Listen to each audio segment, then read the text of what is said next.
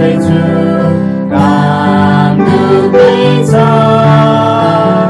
Passport म खोज्दैछु बात पर्दैछ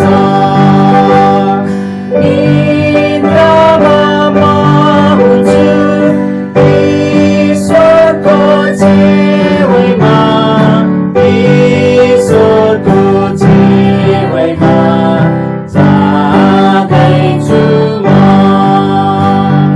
स्वर्गको बाटोलाई हिँड्छन् मलाई सब थोपिन्छन् मलाई आशिष पाए दूतभन्दा श्रेष्ठ छु ईश्वरको छेउमा ईश्वरको छेउमा जाँदैछु म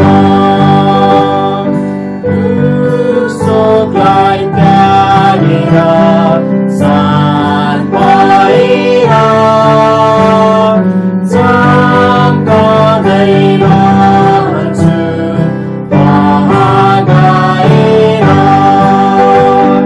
शोक हुँदैन साथमा ईश्वरको छेउमा ईश्वरको छेउमा जाँदैछु म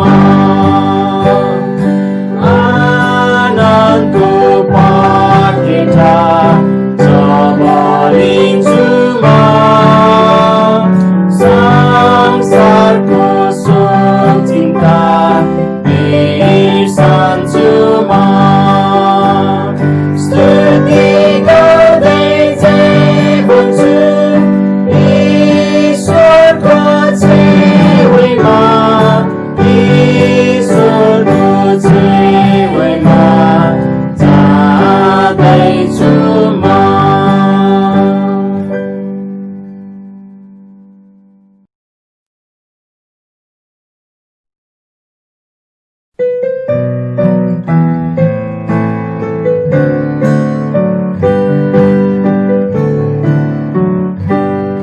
कोक्रो उनको छैन डुल्दै ओछ्यानको सानो प्रभु येशू गोठमा पस्रिए स्वर्गदेखि ताराहरू उनलाई हेर्दै गए सानो प्रभु येशू परालमा सुते गाई गोरु कराई बालक बिर्सिए न उनी कराई न कहिले रोए हे प्रभु प्यार गर्छु स्वर्गबाट हेर्नु र बिहानैसम्म मसँग रहनु प्यार गर्नुहोस् मलाई यो बिन्ती गर्छु अन्तसम्म हुनुहोस् नजिकका प्रभु आशिष सबलाई दिई सबको रक्षा गर्नुहोस् हामीलाई स्वर्ग देशमा बस्ने योग्य पार्नु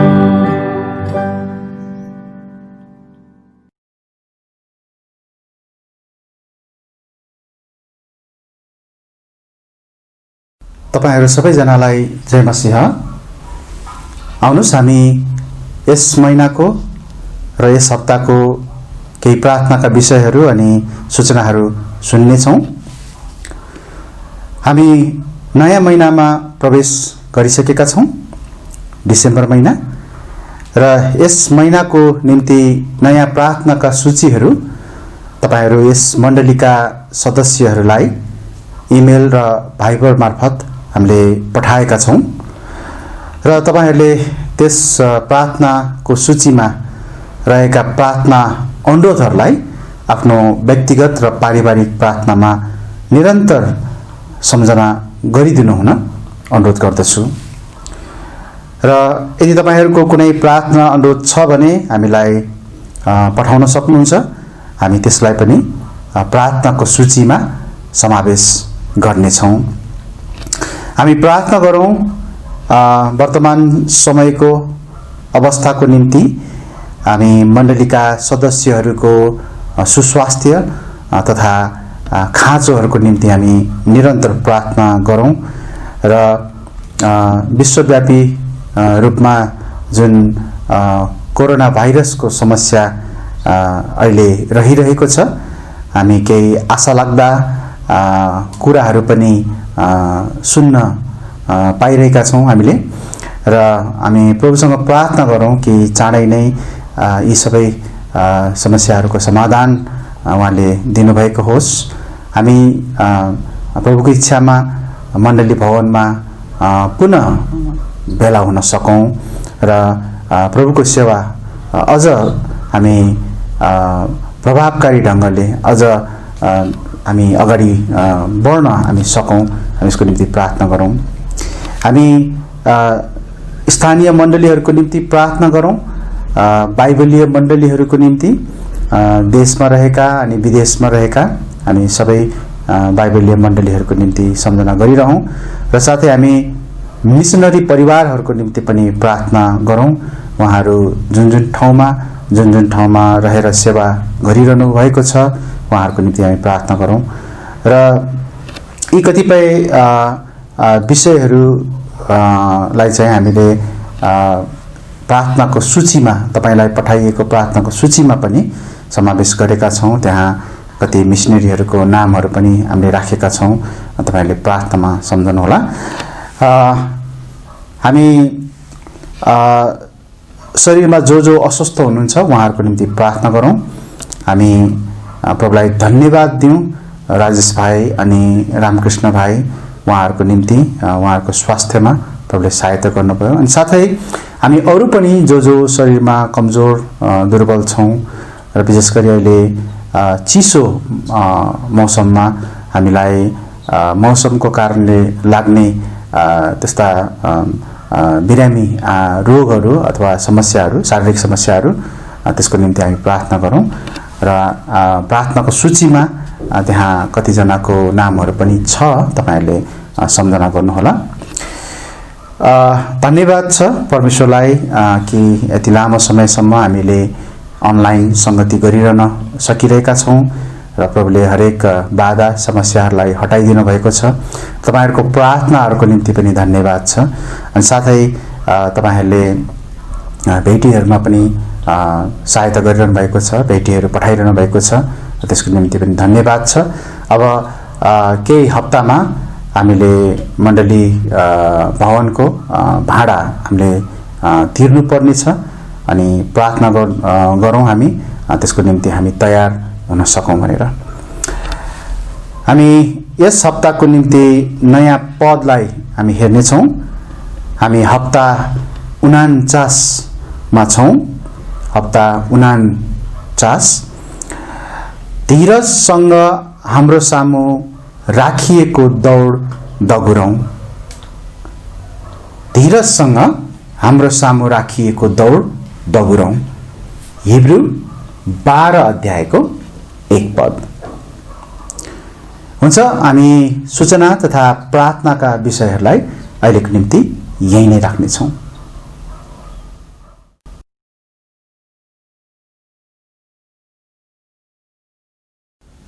आउनुहोस् हामी वचनको भागमा अगाडि बढ्नेछौँ। हामी आज येशू ख्रीष्टको बारेमा गरिएका भविष्यवाणीहरूको बारेमा हामी अध्ययन गर्न जाँदैछौँ र यो विषयमा हामी एउटा प्रश्न सहित हामी अध्ययन गर्नेछौँ। प्रश्न चाहिँ येशू ख्रीष्टको बारेमा गरिएका भविष्यवाणीहरूको सम्बन्धमा हामी कसरी पक्का हुन सक्छौँ? हामी कसरी पक्का हुन सक्छौँ? हामी एउटा चाबी पदलाई पढ्नेछौँ यो समय र यो चाहिँ दोस्रो पत्रुस 1 अध्यायको 19 पद रहेको छ। दोस्रो पत्रुस 1 अध्यायको 19 पद, हामीसँग भविष्यवाणीको अझ पक्का वचन पनि छ, जसलाई दिनको उज्यालो नखसुन्जेल र तिमीहरूका हृदयहरूमा बिहानको तारा नउदाउन्जेल अँध्यारो ठाउँमा चम्कने ज्योतिलाई चाहिँ तिमीहरूले ध्यान दिएर असल गर्दछौ। हामी वचनको भागमा अगाडि बढ्नको निम्ति हामी छोटो प्रार्थना गरौँ, परमेश्वरसँग सहायता मागौँ अनि त्यसपछि हामी अगाडि बढ्नेछौँ। आउनुहोस् म प्रार्थना गर्छु। हे हाम्रा स्वर्गमा बस्नुहुने पिता, हामी तपाईँ प्रभुलाई धन्यवाद दिँदै प्रभु यो वचनको भागमा हामी फेरि उपस्थित भएका छौँ। तपाईको जीवित वचन जो तपाईँ प्रभुले हामीलाई दिनुभएको छ, त्यस वचनलाई हामी आदर गर्दछौँ अनि त्यस वचनलाई हामी विश्वास गर्दछौँ। तपाईको वचन सत्य छ, तपाईको वचनमा कुनै पनि त्रुटि छैन। तपाईको वचनले हामीलाई तपाईको सत्यता पनि बताउँदछ र आज हामीले तपाईँ प्रभु येशू ख्रीष्टको बारेमा गरिएका भविष्यवाणीहरूको बारेमा हामी केही कुराहरू हेर्न जाँदैछौँ जो पनि सत्य छन्, तर हामीलाई पक्का हुनु खाँचो छ र हामी तपाईको वचनमा नै आधारित भएर पक्का हुन सक्छौँ। यो अध्ययनको उद्देश्य पनि त्यही नै हो। प्रभु तपाईँ अगुवाई गर्नुहोस् हामी सबैलाई कि हामी राम्ररी बुझ्न सकौँ र तपाईको वचन मुताबिक तपाईको बारेमा उल्लेख गरिएका कुराहरूलाई हामी पूरा रूपमा विश्वास गर्न सकौँ, स्वीकार गर्न सकौँ। मलाई प्रचार गर्नको निम्ति, सिकाउनको निम्ति अनि साथै रूपालाई पनि सांकेतिक भाषामा अनुवाद गर्नको निम्ति सहायता गर्नुहोस्।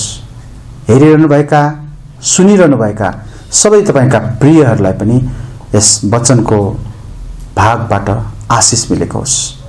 आशिष माग्छौँ प्रभु येशूको नाममा, आमेन। हामी अब यस वर्षको अन्तिम महिना अथवा डिसेम्बर महिनामा प्रवेश गरिसकेका छौँ। यसै महिनामा विश्वका धेरै मानिसहरू र क्रिस्चियनहरू येशूको जन्मलाई सम्झने गर्छन्। धेरैको लागि यो साँच्चै नै येशूको अचम्मको जन्मको सम्झना गर्ने समय हुन्छ। हामीहरू सबै ख्रीष्टको बारेमा धेरै कुराहरू पक्का छौँ र हामी सबैजना ख्रीष्टको बारेमा पक्का हुनुपर्छ र पक्का हुनको निम्ति हामी परमेश्वरको वचनमा हामीले हेर्नु पनि पर्छ। ख्रीष्टको सम्बन्धमा भनिएका कुराहरूको विषयमा चाहे ती विगतमा पूरा भइसकेका भविष्यवाणीहरू हुन् वा भविष्यमा हुने घटनाहरू हुन्, ती कुनै पनि काल्पनिक होइनन्। ती चाहिँ काल्पनिक कुराहरू होइनन्। येशूको सम्बन्धमा पुरानो नियममा गरिएका भविष्यवाणीहरूले हामीलाई नयाँ नियममा पढेको र विश्वास गरेको येशू नै हुनुहुन्छ भन्ने कुरामा कसरी पक्का हुन सक्छौँ त? पवित्र शास्त्र बाइबललाई हामी परमेश्वरको प्रेरणा मान्दछौँ, जसमा कुनै झुट छैन, जसमा कुनै त्रुटिहरू छैनन्। तर ख्रीष्टको सम्बन्धमा पुरानो नियममा उल्लिखित ती भविष्यवाणीहरू के हामीले विश्वास गरेको येशूको बारेमा नै हो त? हामी यो कुरा पक्का हुन चाहन्छौँ। हामी यो कुरामा पक्का हुनुपर्छ। आज र अर्को केही हप्ता हामी उहाँको सम्बन्धमा गरिएका भविष्यवाणीहरू अनि पुरानो नियममा उहाँको प्रकटीकरण अर्थात् उहाँको देखापराई पुरानो नियममा र नयाँ नियममा उहाँको देह धारण अर्थात् उहाँ शरीरमा आउनुभएको कुरामा हामी कसरी पक्का हुन सक्छौँ भन्ने विषयमा हामी अध्ययन गर्नेछौँ। प्रियहरू, याद गर्नुहोस्, त्यहाँ पुरानो नियममा 300 भन्दा बढी भविष्यवाणीहरू उहाँको पहिलो आगमनको सम्बन्धमा उल्लेख भएको पाइन्छ। धेरै छन् उहाँको पहिलो आगमनको सम्बन्धमा मात्र उल्लेख गरिएका भविष्यवाणीहरू। जस्तो उदाहरणको निम्ति मसँग केही सूची छ, म छिटो छिटो तपाईलाई बताउने छु। जस्तो उहाँ मिश्रमा जानुहुने भविष्यवाणी गरिएको थियो, त्यो पूरा भयो। उहाँ गालिलमा बस्नुहुने कुरालाई भविष्यवाणी गरिएको थियो, त्यो पनि पूरा भयो। र अझ विशेष गरी त गालिलको नासरतमा नै उहाँ बस्नुहुनेछ भन्ने कुराको भविष्यवाणी पनि छ। यसैया 11 अध्यायको 1 पदमा हेर्नुभयो भने त्यहाँ हाँगा भन्ने शब्द प्रयोग भएको छ। हिब्रूमा त्यसलाई चाहिँ नेस्टर भनिन्छ। अनि त्यो चाहिँ नासरतमा पाइने बिरुवा हो, जसको नामद्वारा नै नासरत रहन गयो। यसैले येशू ख्रीष्टलाई नासरतका येशू पनि भनिन्छ है। उहाँ नासरी हुनुहुन्छ, नासरतका व्यक्ति है। कतिले यसलाई गलत अर्थ पनि लगाउँछन्, तर त्यस उहाँ नासरतबाट आउनु हुनेछ भन्ने कुराको प्रमाण।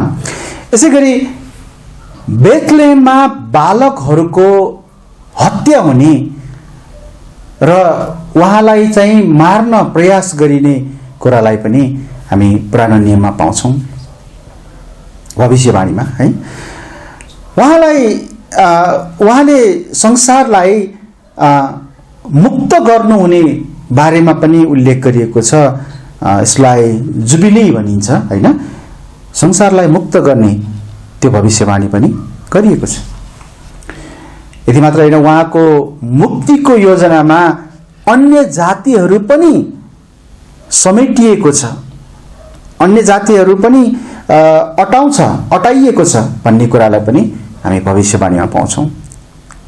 यसैगरी उहाँको सेवाभित्र एउटा निको पार्ने सेवा पनि हुनेछ, त्यो पनि हामी पुरानो नियममा पढ्न पाउँछौँ।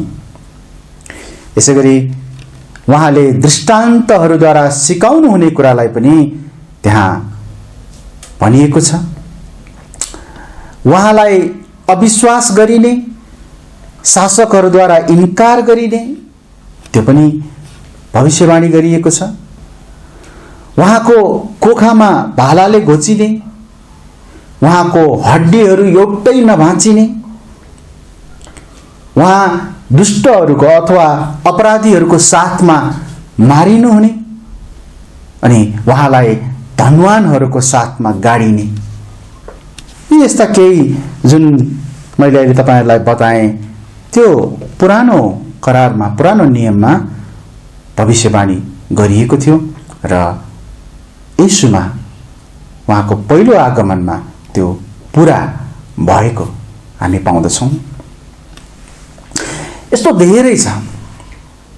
मैले त समयको कारणले गर्दाखेरि आज थोरै मात्र यहाँ सूचीमा तपाईहरुलाई उल्लेख गरिरहेको छु सूचीबाट है। पुरानो नियमका यी भविष्यवाणीहरू नयाँ नियममा येशूको जीवनमा जस्ताको तस्तै नै पूरा भएका छन्। आज हामी उहाँको पहिलो आगमनको सम्बन्धमा पूरा भएका ती धेरै भविष्यवाणीहरू मध्ये केही भविष्यवाणीहरूलाई अलिकति गहिरोमा हामी गएर हामी हेर्नेछौँ र यसको निम्ति हामी पुरानो नियममा जानेछौँ र त्यसपछि हामी नयाँ नियममा आएर त्यसको पूरा हुवाईलाई हामी हेर्नेछौँ अथवा त्यो पूरा भएको कुरालाई हामी हेर्नेछौँ। अब यी प्रत्येक भविष्यवाणीहरूलाई र पूरा भएकोलाई हेर्दै जाँदा म तपाईहरुसँग एउटा कुरा के अनुरोध गर्न चाहन्छु भन्दाखेरि यी प्रत्येक भविष्यवाणीहरू र पूरा हुवाईलाई तपाईहरुले राम्ररी सम्झनामा राख्नुहोस्, किनभने यी सबै कुराहरू एक व्यक्तिमा पूरा हुन कसरी सम्भव छ, यो अचम्मको कुरा छ है। एक व्यक्तिमा यी भविष्यवाणीहरू, यति धेरै भविष्यवाणीहरू कसरी पूरा हुन सम्भव छ? तर उहाँमा त्यो सम्भव छ। अनि कस्ता कस्ता भविष्यवाणीहरू थिए त जो चाहिँ अरूमा पूरा हुनै सक्दैन। त्यही भएर हाम्रो विषय पनि के छ त भन्दाखेरि हामी कसरी पक्का हुन सक्छौं हो, यो कुरालाई तपाईहरुले ध्यान दिनुहोला भनी म अनुरोध गर्दछु। सबैभन्दा पहिलो भविष्यवाणी उहाँ बेथलेहममा जन्मनुहुने। अब तपाई मिकाको पुस्तकमा जानुभयो भने मिकाको पुस्तक 5 अध्यायको 2 पदमा यहाँ यस्तो लेखिएको तपाईले पाउन सक्नुहुन्छ। तर त चाहिँ हे बेथलेहम एफ्राता, त यहुदाका हजारौंको बीचमा सानो छस्, तापनि तबाट मेरा निम्ति एकजना निस्केर आउनेछन् जो इजरायलका शासक हुनेछ, जसका उद्गमहरू त प्राचीन कालदेखि अनन्त कालदेखि नै हुन्। अब उत्पत्ति 35 अध्यायको 19 पदमा हेर्नुभयो भने एफ्राता र बेथलेहम चाहिँ उस्तै नै हो भन्ने कुरा तपाईले पाउन सक्नुहुन्छ है। बेथलेहमलाई एफ्राता पनि भनिन्छ। यीशु ख्रीष्ट बेथलेहममा जन्मनु हुने भविष्यवाणी यहाँ गरिएको छ। अब हामीलाई थाहा छ बेथलेहम चाहिँ त्यो ठाउँ हो जहाँ बोज अनि रुथ र दाउद बसेका थिए। उनीहरूको त्यहाँ बसोबास थियो, उनीहरूको घर थियो हामी भन्न सक्छौं। अनि रुथको पुस्तकमा हामी यी बोज अनि रुथ हामी उनीहरूको बारेमा पढ्न पाउँछौं, जहाँ चाहिँ बोजले चाहिँ रुथलाई छुटकारा दिनको निम्ति त्यहाँ केही कुराहरू गरेका छन् है। र त्यो छुटकारा दिँदाखेरि बोज चाहिँ सक्षम थिए रुथलाई छुटकारा दिन, बोज इच्छुक थिए र उनी नातेदार पनि थिए रुथका। त्यो प्रकारको एउटा सन्देश जब हामी रुथको पुस्तकमा हेर्छौं भने यीशु ख्रीष्टले पनि हामी मानिस जातिलाई छुटकारा दिनको निम्ति कसरी सक्षम हुनुहुन्छ अनि इच्छुक हुनुहुन्छ र उहाँ हाम्रो नातेदार हुनुहुन्छ, त्यो एउटा सन्दर्भ, त्यो एउटा सम्बन्ध तपाईले रुथको पुस्तकमा पाउन सक्नुहुन्छ। हामी रुथको पुस्तकमा हामी हेर्छौं भने त्यहाँ बोज अनि रुथ अनि ओबेद अनि त्यसपछि इसाई अनि त्यहाँबाट दाउद जन्मिएको है। यो एउटा वंशावली पनि हामी त्यहाँ देख्न सक्छौं अन्तिम अध्यायमा। हामीले जब रुथको पुस्तकमा यी कुराहरूलाई हेर्छौं भने यो चाहिँ यीशु ख्रीष्टको बेथलेहममा जन्म हुने सम्बन्धसँग यो एकदमै जोडिएको विषय हो भन्ने कुरालाई हामी पाउन सक्छौं। मतलब ख्रीष्टको जन्म र रुथको पुस्तकको बीचमा त्यहाँ सम्बन्ध रहेको छ।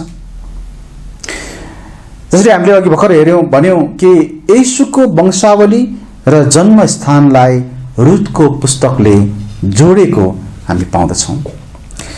सानो पुस्तक छ, 4 अध्याय मात्रै, तर ज्यादै नै महान पुस्तक रहेको हामी पाउँछौँ। उहाँको जीवन उहाँको जन्ममा सुरु भएको होइन। उहाँ बेथलेहममा जन्मनु भयो, तर उहाँ जुन दिन बेथलेहममा जन्मनु भयो त्यो दिनबाट मात्रै उहाँको जीवन सुरु भएको होइन, उहाँको सुरुवात भएको होइन। उहाँ त अनन्तदेखिको हुनुहुन्छ, उहाँ सधैँ हुनुहुन्थ्यो, यसको अर्थ है। यस विषयमा हामी अर्को हप्ता ख्रिस्टको ईश्वरत्वको प्रकटीकरण अर्थात् ख्रिस्ट चाहिँ बेथलेहममा जन्मनुभन्दा अगाडि पनि हुनुहुन्थ्यो भन्ने कुराको हामी अध्ययनमा हेर्न जानेछौँ। तर अहिले हामीले हेर्यौं कि येशू ख्रिस्ट बेथलेहममा जन्मनु हुनेछ भन्ने कुरालाई मिका 5 अध्यायको 2 पदमा उल्लेख गरिएको र यो चाहिँ हामी नयाँ नियममा येशूमा पूरा भएको हामी देख्दछौँ। लुका 2 अध्यायको 4 पददेखि 7 पदसम्म हामी हेर्छौँ भने त्यहाँ यो पूरा भएको छ। म पुरै पद पढ्ने छैन, तर 4 पद चाहिँ म सुरुमा पढ्नेछु। अनि युसुफ पनि गालिलको नासरत सहरबाट निस्केर यहुदियामा बेथलेहेम भनिने दाउदको सहरमा गए, किनकि तिनी दाउदका घराना र वंशका थिए। त्यसपछि तपाईले हेर्नुभयो भने बेथलेहममा येशू ख्रिस्टको जन्म भएको छ। अब एउटा यथार्थतालाई एकचोटि हामी हेरौँ, वास्तविकतालाई एकचोटि हेरौँ। बेथलेहममा जन्मिने एक बालकको विषयमा, एक व्यक्तिको विषयमा पुरानो नियममा भविष्यवाणी गरिएको हामी पाउँछौँ हैन। हामीले भर्खर हेर्यौँ। त त्यस्ता कतिजना व्यक्तिहरू चाहिँ बेथलेहममा जन्मिए होलान् जो चाहिँ पुरानो नियममा भविष्यवाणी गरिएको थियो, जसको बारेमा पुरानो नियममा भविष्यवाणी गरिएको थियो। त्यस्ता कतिजना व्यक्तिहरू जन्मे होलान्। अब बेथलेहममा बालकहरू त धेरै जन्मेका छन्, हामी त्यो भन्न सक्छौँ है। हामी भन्न सकौँला होइन, बेथलेहममा बालक जन्मने सम्बन्धमा गरिएको भविष्यवाणी येशू ख्रिस्टलाई नै भनिएको हो भनेर के पक्का छ र? त्यहाँ त अरू पनि बालकहरू जन्मेका छन्। एकछिन तपाईले पर्खनु होला, हामी अरू पनि कुराहरू हेर्नेछौँ र ती सबै भविष्यवाणीहरू एउटै व्यक्तिमा कसरी जोडिएको छ त, हामी त्यो कुरालाई हामी हेर्न जाँदैछौँ। हो, बालकहरू धेरै जन्मेका छन्, तर खालि बेथलेहममा एउटा बालक जन्मने कुरा मात्रै छैन येशूसँग जोडिएको कुरा। त्यहाँ अरू पनि त भविष्यवाणीहरू छन् जो उहाँसँगै जोडिएको छ। हामी त्यो कुरालाई अझ हेर्नेछौँ। दोस्रो जस्तो भविष्यवाणी, उहाँ राजाको रूपमा गधामा चढेर यरुशलेममा प्रवेश गर्नुहुने। जकरिया 9 अध्यायको 9 पदमा त्यहाँ लेखेको छ, हे सियोन की छोरी खुबै आनन्द गर, हे यरुशलेम की छोरी जय जयकार गर, हेर तेरा राजा त कहाँ आउनुहुन्छ, उहाँ धर्मी र उद्धार पाएको हुनुहुन्छ, उहाँ नम्र र एउटा गधामाथि एउटा गाडु गधाको बच्चामाथि चढेर आउनुहुन्छ। अब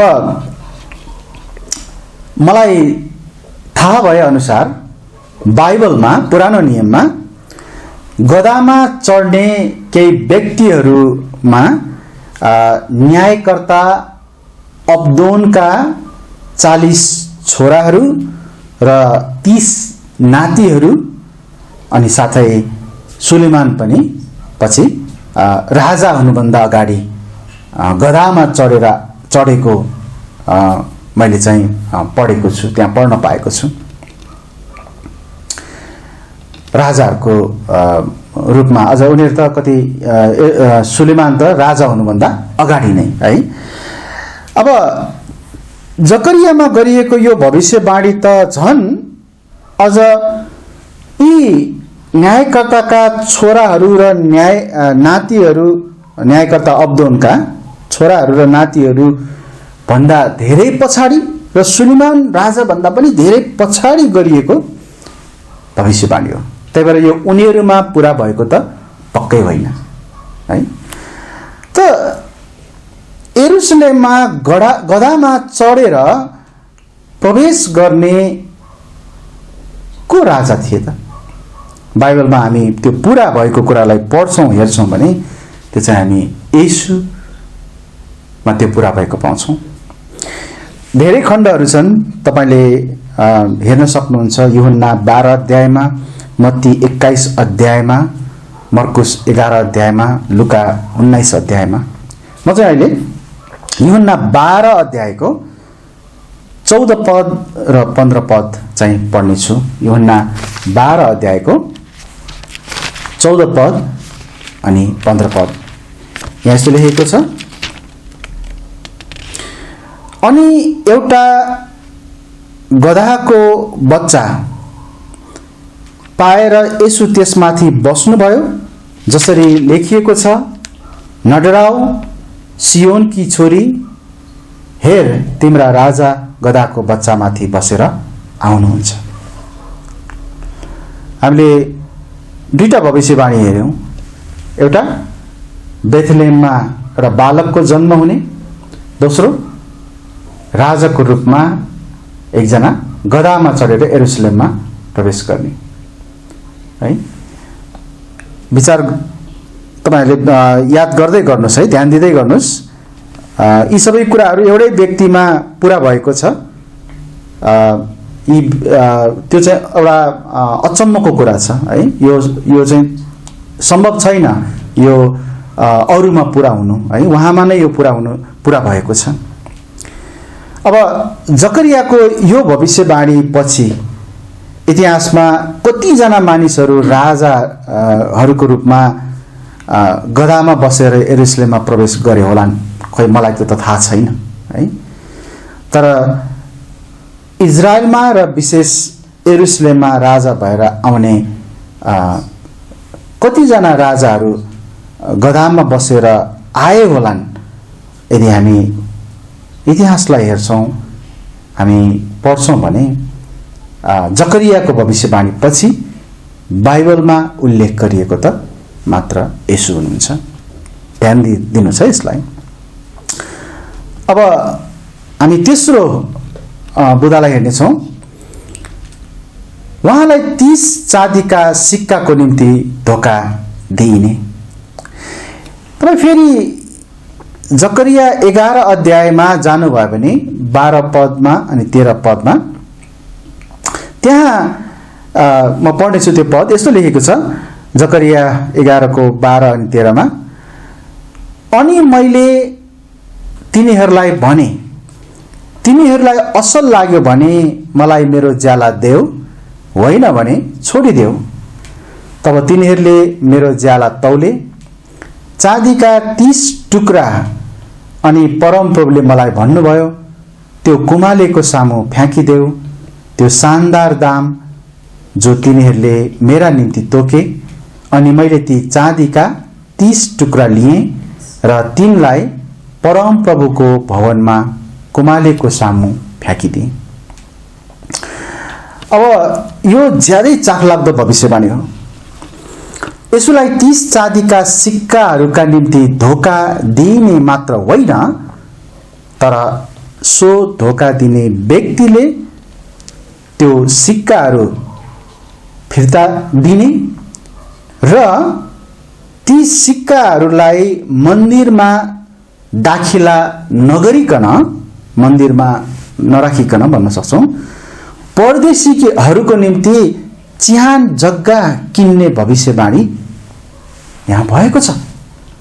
जकरियामा हामीले भर्खर पढ्यौँ होइन त, त्यहाँ त्यो फिर्ता गरिएको सिक्कालाई त्यहाँ परमप्रभुको भवनमा राखिएको छैन, तर कुमालेको सामु फ्याँकिएको छ। कुमालेको सामु किन फ्याँकिएको छ त भन्दाखेरि त्यो चाहिँ जग्गा किन्नको लागि हो है। कसको लागि भन्दाखेरि परदेशीहरूको निम्ति चिहान जग्गा किन्नको निम्ति।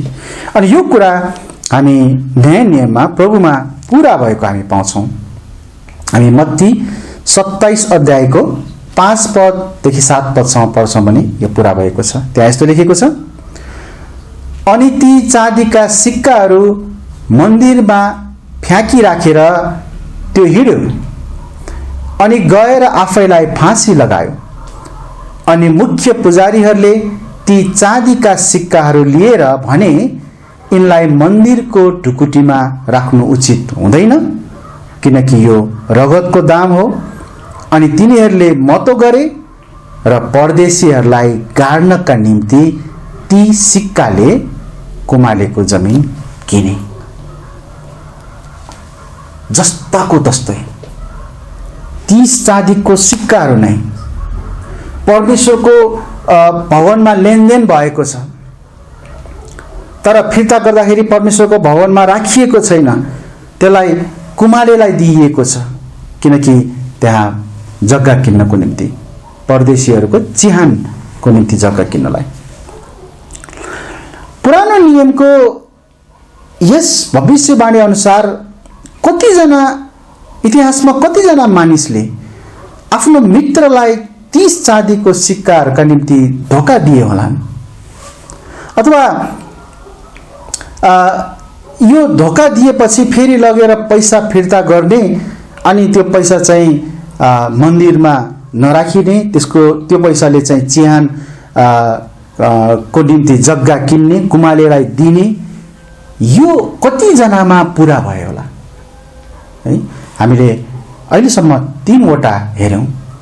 बेथलेहममा एक बालकको जन्म हुने, अनि यसै गरी हामीले हेऱ्यौँ कि उहाँ चाहिँ अथवा एक राजा चाहिँ गधामा चढेर यरुसलेममा प्रवेश गर्ने, अनि 30 चाँदीका सिक्काको निम्ति उहाँलाई धोका दिने। त्यति मात्र होइन, त्यो सिक्का फिर्ता गरिने र त्यसबाट जग्गा किनिने, कुमारेलाई दिइने।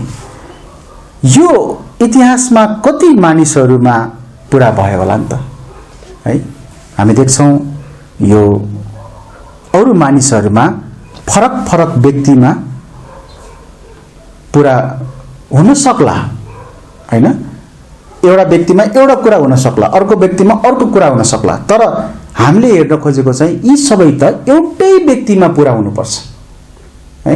बेथलेहममा कति जन्मे होला, कतिजना गधामा चढेर यरुसलेम आयो होला, कतिजनालाई चाहिँ 30 चाँदीको सिक्काको निम्ति धोका पनि दिए होला, फरक फरक व्यक्ति होला, तर एउटै व्यक्तिमा यो कसरी सम्भव छ है। हामी त्यसरी हेर्न जाँदैछौँ, हेरिरहेका छौँ। अब हामी अरू पनि केही प्रश्नहरू अथवा यस्ता भविष्यवाणीका कुराहरूलाई हेर्दै हामी प्रश्न गर्दै अगाडि बढ्नेछौँ। अब म तपाईहरूलाई अर्को भविष्यवाणीको बारेमा बताउन गइरहेको छु। यो मेरो सूचीमा चाहिँ 4थो नम्बरमा छ। आफ्नै मित्रहरूको घरमा उहाँको हात छेडिनेछ। जकरिया 13 अध्यायको 6 पदमा यसको बारेमा लेखिएको छ। त्यहाँ भनेको छ, अनि कसैले त्यसलाई भन्नेछ, तिम्रा हातहरूमा भएका यी घाउहरू के हुन् त? तब त्यसले जवाब दिनेछ, यी मेरा मित्रहरूको घरमा मलाई लागेका चोटहरू हुन्। अब यो चाखलाग्दो भविष्यवाणी हामी यहाँ जुन पढ्न पाउँछौँ, यहाँ चाहिँ उहाँको हात र पाउ छेडिने कुरा यहाँ बताइएको छ। तर त्यति मात्र होइन, यो चाहिँ उहाँको आफ्नै मित्रहरूको घरमा हुनेछ भनेर भविष्यवाणी गरिएको छ। उहाँका मित्रहरू उहाँका चेलाहरू थिए र तिनीहरूकै आँखाको सामु उहाँको हात र पाउ छेडिएको थियो। तपाईँले यदि यूहन्ना 20 अध्यायमा हेर्नुभयो भने त्यहाँ थोमाले चाहिँ यीशु ख्रीष्टको हात र त्यहाँ घाउहरू हैन छेडिएको घाउहरूलाई चाहिँ हेर्न चाहेको छ। विश्वास तब मात्रै उनले गर्ने भनेर उनले चाहिँ हेर्न चाहेको, हेरेर मात्रै विश्वास गर्ने, हामी त्यो कुरा पढ्न पाउँछौँ। हामी नयाँ नियममा पुरा भएको यस भविष्यवाणीलाई हामी हेर्छौँ भने यो कसरी चाहिँ अरू व्यक्तिहरूमा पुरा हुन सक्छ त, अरू व्यक्तिहरूमा यो भविष्यवाणी पुरा हुन सक्छ त भन्ने कुरामा हामीले चाहिँ प्रश्न गर्न सक्छौँ। यो ज्यादै जटिल खालको एउटा भविष्यवाणी हो है, कि हात छेडिने पाउ छेडिने कुरा गरिएको छ है, र त्यति मात्र होइन, त्यो छेडिँदाखेरि त्यो चोटहरू चाहिँ आफ्नै मित्रहरूको घरमा त्यो चोटहरू हुनेछन् भनेर भनिएको छ है। यो येशू ख्रीष्टमा पुरा भएको छ। अब हो, तपाईले तर्क गर्न सक्नुहुन्छ होला कि यो अरू व्यक्तिहरूमा पनि आफ्नै साथीको अगाडि कसैलाई चोट लागेको, घाउ लागेको तपाईले तर्क गर्न सक्नुहुन्छ। तर जकरियामा स्पष्टसँग भन्ने कुरालाई ध्यान दिनुहोस्, तिम्रा हातहरूमा भएका यी घाउहरू के हुन् है। अनि त्यहाँ जवाब पनि छ, यी मेरा मित्रहरूको घरमा मलाई लागेका चोटहरू हुन् है। यो चाहिँ येशू ख्रीष्टको जीवनमा आफ्नो चेलाहरूको माझमा यो कुरा पूरा भएको हामी देख्न सक्छौं।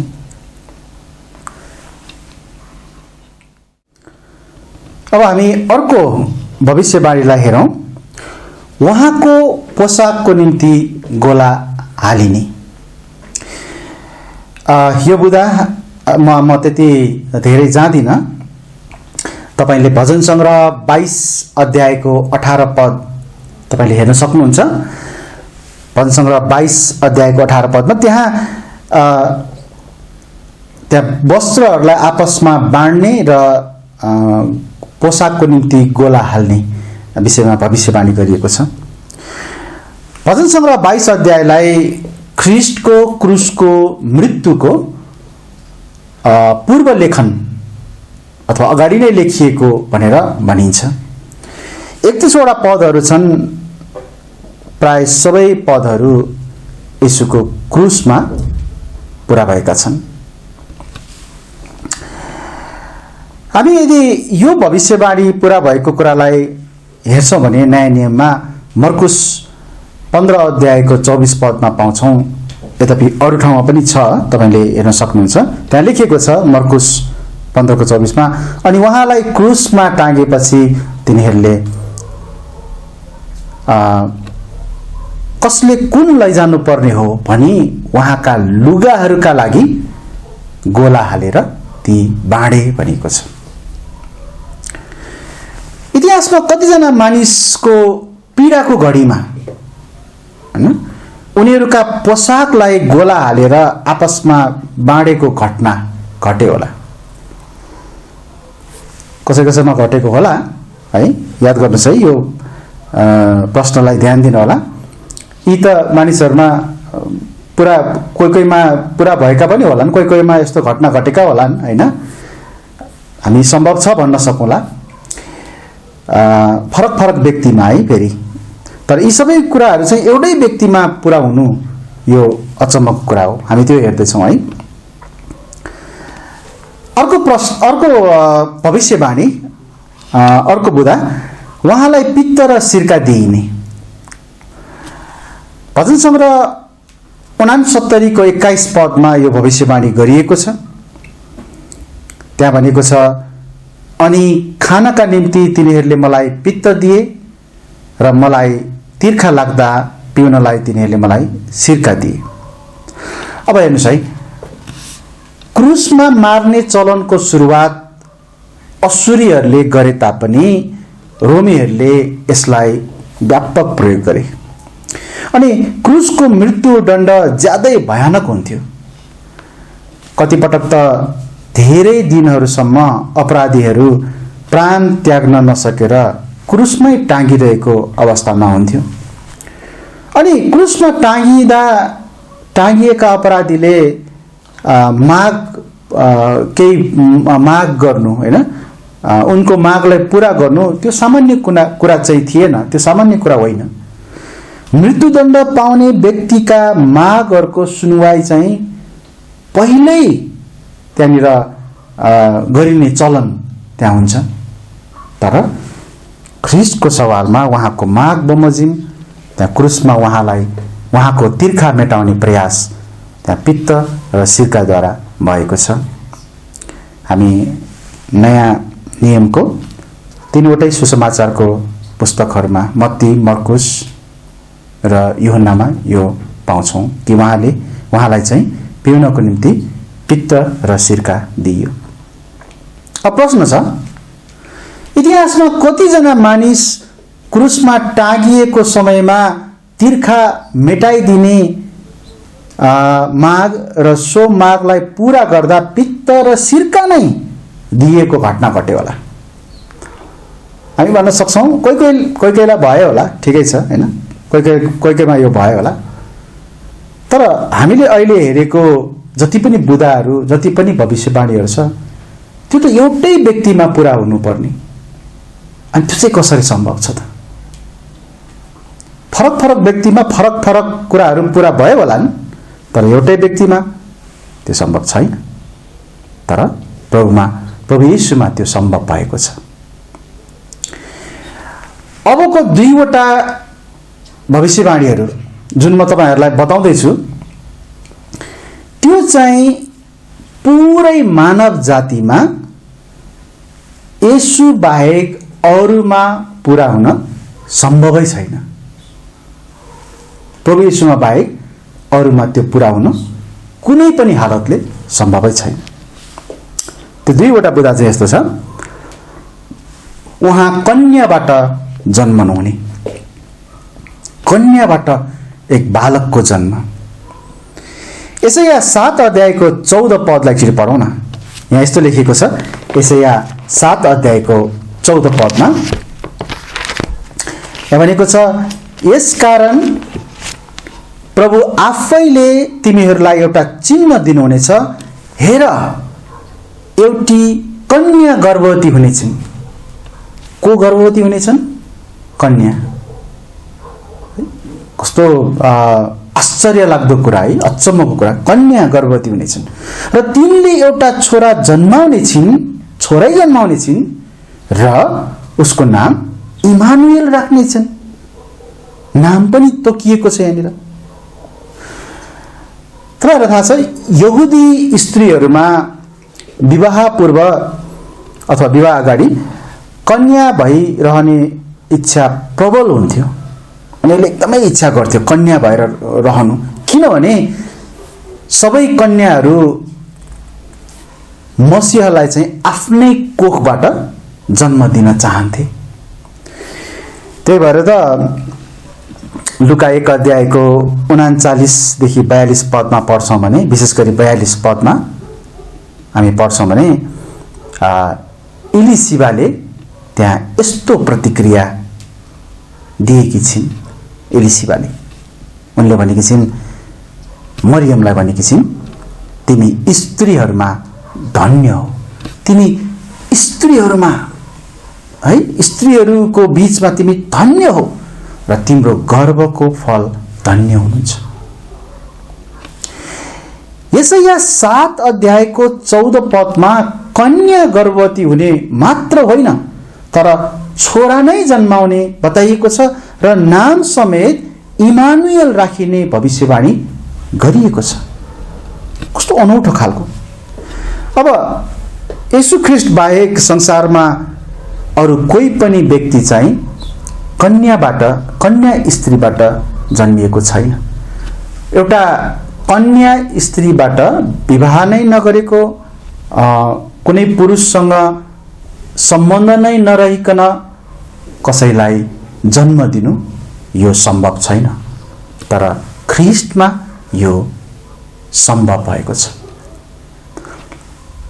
उहाँ यसरी नै जन्मनु पर्ने आवश्यक थियो, किनकि उहाँ पाप रहित भएर आउनुपर्ने थियो ताकि पापी संसारलाई उहाँले उद्धार गर्न सक्नुभएको होस्। मत्ती 1 अध्यायको 18 पददेखि 25 पदसम्म हामी यो भविष्यवाणी पूरा भएको पढ्न पाउँछौँ। यहाँ लुका 1 अध्यायको 34 पदमा हेर्छौँ भने मरियमले यो कसरी हुनेछ र, किनकि म कुनै पुरुषलाई जान्दिनँ नै। यस्तो प्रकारको अभिव्यक्ति उनले जुन दिएको छ त्यसबाट हामी के प्रष्ट हुन्छौँ भने उनी चाहिँ कन्या स्त्री नै थिइन् भनेर। तर जब कन्या मरियमबाट एउटा पुत्रको जन्म भयो, छोराकै जन्म भयो, उहाँको नाम इमानुएल पनि राखियो। मैले अघिको बुदाहरूमा, अघिको भविष्यवाणीको बुदाहरू जुन मैले दिएको थिएँ योभन्दा अगाडिको, त्यो कुनै मानिसमा पुरा हुन सायद सम्भव थियो, सायद है सम्भव थियो हैन। क्रुसमा कसैलाई मार्न लागिँदाखेरि चाहिँ पित्त र सिर्का दिने अथवा कसैको लुगाको निम्ति गोला हाल्ने हैन, कोही गधामा चढेर यरुशलेममा आउने, यस्तै कुराहरू कोही मानिसहरूमा पुरा हुन सक्लान्। तर कन्याबाट जन्म लिने कुरा कुनै पनि अरू मानिसहरूमा पुरा हुन सक्दैन, यो सम्भवै छैन।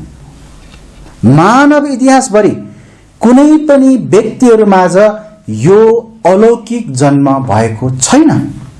मानिसको निम्ति यो सम्भवै छैन। के यो संसारमा कन्याबाट जन्मेको कुनै व्यक्ति छ र? छैन। तर एकजना चाहिँ हुनुहुन्छ, येशू ख्रीष्ट। याद गर्नुहोस् है यो कुरालाई। म तपाईहरुलाई अब अन्तिम भविष्यवाणी, अन्तिम एउटा मैले ल्याएको मध्येमा एउटा अन्तिम तपाईहरुलाई बाँड्दैछु। यो पनि येशू बाहेक अरू कसैमा पुरा हुन सम्भव छैन। यो चाहिँ यस्तो छ, उहाँले मृत्युलाई जित्नुहुनेछ। अब पुरानो नियममा धेरै ठाउँमा यो कुरा उल्लेख गरिएको छ। हामी चाहिँ भजन संग्रह 16 अध्यायको 10 पद र 11 पदलाई हामी हेर्नेछौँ। त्यहाँ यस्तो लेखेको छ, किनभने तपाईले मेरो प्राणलाई अधोलोकमा छोड्नुहुने छैन, न त तपाईले आफ्नो पवित्र जनलाई सर्न दिनुहुनेछ। तपाईले मलाई जीवनको बाटो देखाउनुहुनेछ। तपाईको उपस्थितिमा आनन्दको भरपुरी छ। तपाईको दाहिने हातमा सदा सर्वदा सुख चैनहरू छन्। मृत्युलाई जित्न सक्ने सामर्थ्य कसैमा छैन, कुनै पनि मानिसमा छैन। यो त उहाँमा मात्रै छ जसले सृष्टि गर्नुहुन्छ, जसले जीवन दिनु सक्नुहुन्छ, जसले जीवन दिनुहुन्छ। अनि सृष्टिलाई रच्नु हुनेले जीवन प्रदान गर्न सक्नुहुन्छ। अनि यो चाहिँ केवल येशूमा मात्र सम्भव छ। प्रभु येशू आफैले के भन्नुभयो एकचोटि विचार गर्नुहोस् त। यूहन्ना 11 अध्यायको 25 पदमा उहाँले भन्नुभयो, बौरी उठाए र जीवन म नै हुँ। बौरी उठाए र जीवन म नै हुँ। प्रकाश 1 अध्यायको 18 पदमा उहाँले भन्नुभयो, अनि जीवित म नै हुँ, म मरेको थिएँ, अनि हेर म सदा सर्वदाका निम्ति जीवित छु। आमेन। त्यस्तो भनेको छ। पवित्र शास्त्र बाइबलमा थुप्रै ठाउँहरूमा येशूले मृत्युमाथि जित हासिल गर्नुभएको कुरालाई तपाईले पढ्न पाउनुहुन्छ। 4वटा सुसमाचारको पुस्तकमा मात्र होइन, तर त्यसपछिका अरू पुस्तकहरूमा पनि यसलाई बयान गरिएको छ। उहाँले मृत्युलाई आफैले जित्नुभयो, आफैले। यस्तो त जीवनको रचना गर्न सक्नुहुनेले मात्र गर्न सक्नुहुन्छ। अब प्रश्न छ, इतिहासमा कुन चाहिँ त्यस्तो व्यक्ति होला जो चाहिँ मरेर आफै नै मरेर अनि आफैले आफैलाई जीवित पार्न सकेको, आफैले आफै मृत्युमाथि, आफ्नै मृत्युमाथि विजय हुन सकेको, यो कुनै पनि मानिसमा सम्भव छैन। यो केवल परमेश्वरमा, केवल येशू ख्रीष्टमा मात्र यो सम्भव छ। हामीले आज लगभग 6 वटा सुरुमा केही भविष्यवाणीहरू हेर्यौं जो येशू ख्रीष्टमा पूरा भएको छ, र ती भविष्यवाणीहरू चाहिँ कुनै फरक फरक व्यक्तिमा पूरा हुन सक्ला। एउटा अन्दाज, अब कसैमा पूरा भएको म विश्वास त गर्दिन, तर तपाईले तर्क गर्न सक्नुहुन्छ मैले भन्न खोजेको। तर एउटै व्यक्तिमा चाहिँ यो सबै भविष्यवाणी पूरा हुने यो सम्भव छैन। अनि त्यसमाथि त झन् कन्याबाट जन्मनु हुने र मृत्युमाथि आफैले विजय प्राप्त गर्ने, यो त झन् कुनै पनि व्यक्तिमा सम्भव छैन। म निष्कर्षमा आउन चाहन्छु। आज मैले यहाँ येशूको सम्बन्धमा पुरानो नियममा उल्लेखित मात्र 8 वटा भविष्यवाणीहरूको बारेमा बताएँ जो येशूमा नयाँ नियममा पूरा भए। तर त्यहाँ त्यस्ता धेरै धेरै 300 भन्दा बढी येशूको बारेमा गरिएका भविष्यवाणीहरू छन् जो पूरा भएका छन्। ती भविष्यवाणीहरू येशू ख्रीष्टमा जस्ताको तस्तै पूरा भएका छन्। एक व्यक्तिमा एउटा कुरा पूरा हुन सक्ला वा केही पूरा हुन सक्ला, तर यति धेरै भविष्यवाणीहरू मैले त 8 वटा मात्र देखाएँ, मैले भने नि 300 भन्दा बढी छन्, त्यो कसरी एउटै व्यक्तिमा पूरा हुन सम्भव छ र? अनि हुनु पनि पर्ने छ फेरि त्यहाँनिर, है? त्यो त ख्रीष्टकै बारेमा भनेको हो नि त, एकै व्यक्तिको बारेमा भनेको हो नि त, अनि त्यो भएको पनि छ। उही व्यक्ति बेथलेहममा जन्मनु भएको छ, उही व्यक्ति यरुशलेममा गधामा चढेर आउनु भएको छ, उही व्यक्ति चाँदीका 30 सिक्काहरूद्वारा धोका पाउनु भएको छ। अझ त्यो 30 सिक्का चाहिँ लगेर मन्दिरमा फ्याँकिएको छ, अथवा त्यो सिक्कालाई फेरि त्यहाँनिर चाहिँ चिहानको निम्ति किन्नलाई, जग्गा किन्नलाई घुमालेलाई दिएको छ, है? एकदमै स्पष्टसँग भनिएको छ। उही व्यक्ति आफ्नै मित्रहरूको घरमा छेडिने कुरा गरिएको छ, उही व्यक्तिको पोसाकको गोला हालिने कुरा गरिएको छ, उही व्यक्तिलाई पित्त र सिरका पिउन दिने बारेमा बताइएको छ। उही व्यक्ति नै त्यहाँनिर कन्याद्वारा जन्म लिनुहुने र मृत्युलाई पनि जित्नुहुने, यो एउटै व्यक्ति येशूमा मात्रै पूरा भएको नयाँ नियममा हामी देख्न सक्छौँ। उहाँमा पूरा भएको छ, विवरण नै छ, बयान नै छ, तर यो अरू कुनै पनि व्यक्तिमा पूरा भएको छैन र सम्भव पनि छैन, है? यी त 8 वटा मात्रै हुन् जुन मैले आज तपाईलाई बाँडे। त्यहाँ त्योभन्दा बढी छन्, मैले अघि पनि बारम्बार भनिसकेको छु। एउटैमा उहाँमा पूरा भए। यो असम्भव कुरा येशूमा, मसीहमा यो पूरा भएको छ। अनि सारा मानव इतिहासभरि उहाँ बाहेक कुनै पनि व्यक्तिले ती भविष्यवाणीहरू पूरा गर्ने सम्बन्धमा एउटा भ्याउ समेत पाएका छैनन्। मतलब त्यसको एउटा छेउ समेत पक्रन सकेको छैन, छुन सकेको छैन, है? सबै नै ती भविष्यवाणीहरू जस्ताको तस्तै पूरा भएर हामी पढ्न पाउँछौँ, बाइबलमा हामी देख्न सक्छौँ, होइन? पढ्न सक्छौँ। र यो चाहिँ यस्तो कुरा हो जसमा हामी पक्का हुन सक्छौँ। यसैले अब त्यहाँ अरू कुनै मसीहको खोजीको आवश्यक छैन, अरू कुनै ख्रीष्टको खोजीको आवश्यक छैन। पुरानो नियममा जुन मसीहको बारेमा, जुन ख्रीष्टको बारेमा भविष्यवाणी गरिएको थियो, त्यो प्रतिज्ञा गरिएको मसीह आजभन्दा 2000 वर्ष अगाडि आइसक्नु भएको छ।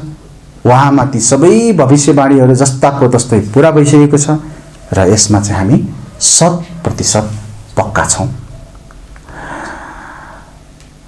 हामीले आज हेरेको कुरा येशू ख्रीष्टको बारेमा गरिएका भविष्यवाणीहरू हामी कसरी पक्काउन सक्छौँ? हामी पक्काउन सक्छौँ किनकि पुरानो नियममा गरिएका भविष्यवाणीहरू नयाँ नियममा येशूमा सबै पुरा भएका छन्। एक व्यक्तिमा सबै पुरा भएको छ जो चाहिँ येशू हुनुहुन्छ र यो अरूमा सम्भव पनि छैन र भएको पनि छैन। परमेश्वरलाई धन्यवाद दिउँ हामी कि उहाँको यस अचम्मको योजना अनि कार्यद्वारा हामीलाई साँचो परमेश्वर र साँचो मुक्तिदातालाई खोज्ने हामीलाई मौका मिलेको छ र हामीले पाएका पनि छौँ। यदि तपाईहरू कसैले साँचो मुक्तिदातालाई पाउनुभएको छैन भने हामीले हेरेको आज यो विषयलाई ध्यान दिनुहोला। कसरी एक व्यक्तिमा ती सबै अचम्मका भविष्यवाणीहरू पुरा भएका छन्। यो एकदमै बेग्लै खालको एउटा विषय हो है। यो कुनै संसारले परिकल्पना गर्न सक्ने, संसारका मानिसहरूले विचार गर्न सक्ने कुरा होइन। यो परमेश्वरको कार्य हो। तपाईले येशूलाई खोजी गर्नुहोस्, येशूलाई विश्वास गर्नुहोस् अनि उहाँ मुक्तिदाताले तपाईलाई अनन्तको जीवन दिनुहुनेछ। आउनुहोस् हामी अन्तिम प्रार्थना गर्नेछौँ र आजको सेवालाई पनि हामी अन्त गर्नेछौँ। धन्यवाद छ प्रभु तपाईको वचनको निम्ति।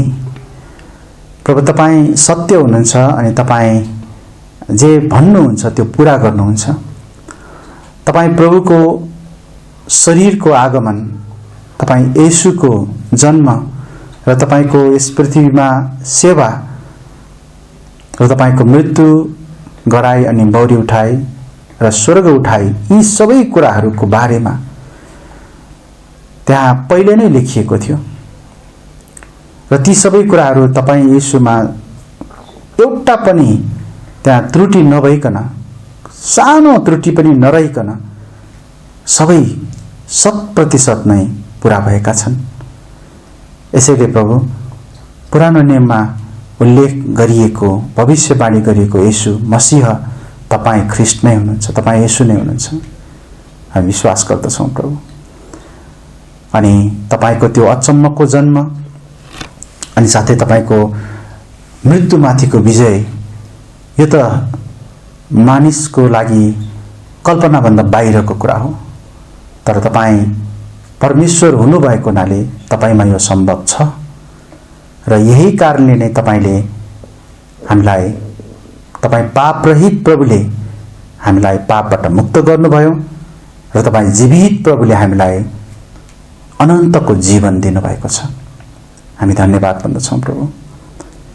प्रभु हामी आउने हप्ता अझै तपाईँ प्रभु येशूको बारेमा हामी अझ कुराहरू हेर्नेछौँ, अरू कुराहरू हेर्नेछौँ। हामीलाई प्रभु तपाईँ त्यहाँ पनि आशिष दिनुहोस्।